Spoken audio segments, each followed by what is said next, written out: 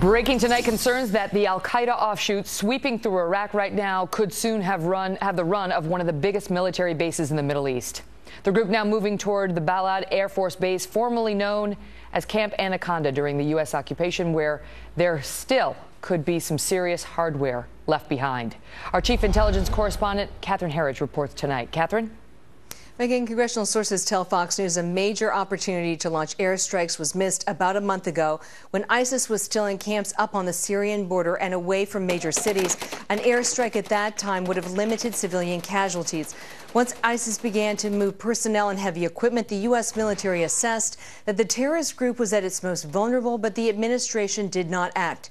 The chairman of the House Intelligence Committee telling reporters today the current crisis is a policy failure, not an intelligence failure. We watched training camps get built and developed. We watched them get weapons. We watched them get finances. We watched Western passport holders show up at these camps. We watched it all. A senior intelligence official confirms that ISIS wants to strike American targets, but offered no firm evidence of plotting. Quote, "We believe that while their focus appears to be on their operations in Iraq and Syria, that they do have at least some aspiration and intent to target or to threaten U.S. interests."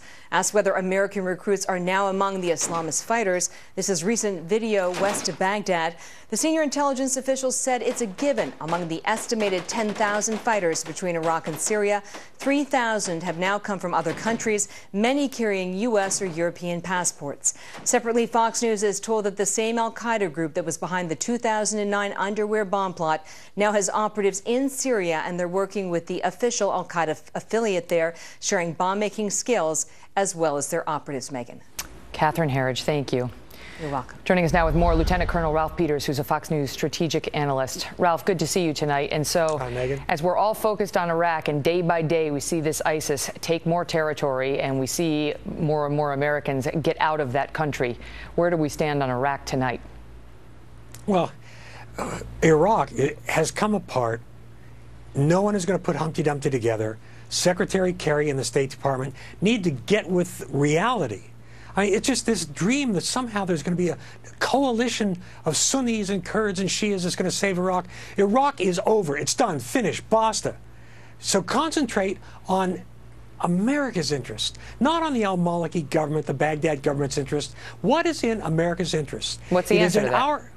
The answer is to prevent the emergence of the first terrorist state in world history. This ISIS has a clear goal, and they're well on their way to achieving that goal of establishing a caliphate spanning much of Syria, much of Iraq, and it would be a terrorist state. So it's absolutely criminal that this president has done nothing and is still doing nothing. And oh, by the way, this gesture, Obama, as you know, Megan, he doesn't really like to make hard decisions. He likes to make gestures. So sending 300 U.S. advisors to Iraq cannot make a difference, but it certainly can put our people in harm's way for nothing. What of these 300 advisors? I mean, the president's defense, this is a hard decision to make. You see partisans all over the board on this, Ralph, because so many, even staunch Republicans, even some of the neocons who really wanted us to go in Iraq, seem to have pause about us going back into Iraq now. Well, I'm not for us sending the 82nd Airborne Division into Iraq tomorrow. But let's see what air power can really do. I mean, the Air Force and the contractors are always telling us how wonderful air power is. And frankly, air power can't solve this. But it sure as hell could hurt the terrorists. And the fact that, and I can tell you, that we heard earlier from Catherine, is absolutely true. Intelligence has been watching this build up, watching ISIS build up for months and months. The White House claims it was caught off guard. The White House is lying. This president is a coward. He won't make tough decisions to defend America. And, it's just, at some point, yes, it's a hard decision. Presidents are supposed to make hard decisions. Bush was derided for saying, I'm the decider. But, Megan, that's what a president is. And I am not for willy-nilly foreign interventions everywhere in the world. But when you see the emergence of an Al-Qaeda offshoot terrorist state in the heart of the Middle East that threatens our interests and will threaten Americans, and our president does nothing whatsoever except send those 300 advisors, some of whom are in Baghdad, probably safe, some of whom are in Erbil up in the Kurdish areas, they'll be safe. But they're brave guys. They're special operators. But those guys, when we send them out in teams on the ground, the one thing they could do is help call in airstrikes. But the Iraqis will not defend them. They don't have the numbers and strength to defend themselves. And mark my words, if ISIS were able to grab one or several of our special operators, and they will try, if they were able to, our guys aren't going to get the gentle treatment Bergdahl got from the Taliban. ISIS will go for beheading videos as recruiting tools. I mean, the whole thing's a mess. Ralph, it's an absolute mess. If we don't do anything, and if ISIS continues on the move, where do they go next? Why should we believe they'll be satisfied with their caliphate in Syria and Iraq? Well, they won't be, and that's a very important point you raised, Megan. Their dream is of a universal caliphate, and they will push on. It will certainly push on into Jordan.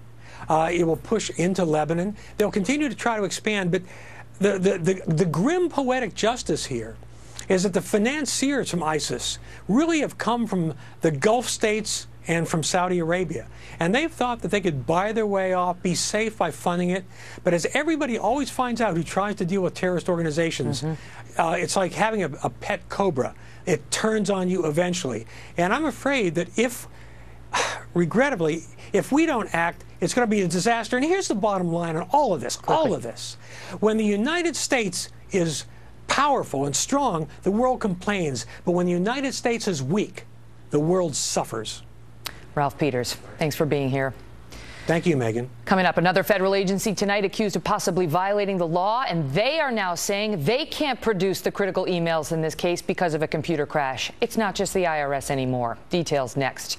Plus, a major lawsuit now targeting the president for failing to faithfully enforce the current laws while writing a few of his own. You know, the pen and the phone? Andy McCarthy has some surprising thoughts on this case just ahead.